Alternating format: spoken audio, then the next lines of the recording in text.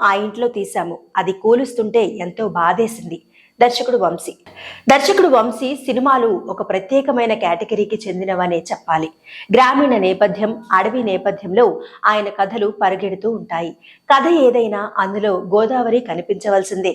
ఆ గోదావరితో ఆయనకి ఉన్న అనుబంధం అలాంటిది.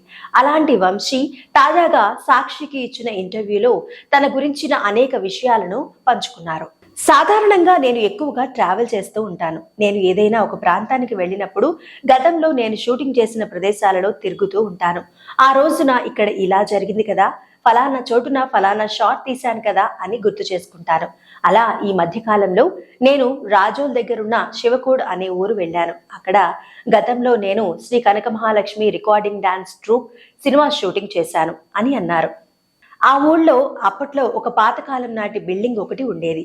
అందులో ఆ సినిమాకి సంబంధించిన కొన్ని సీన్స్ ను షూట్ చేశాము.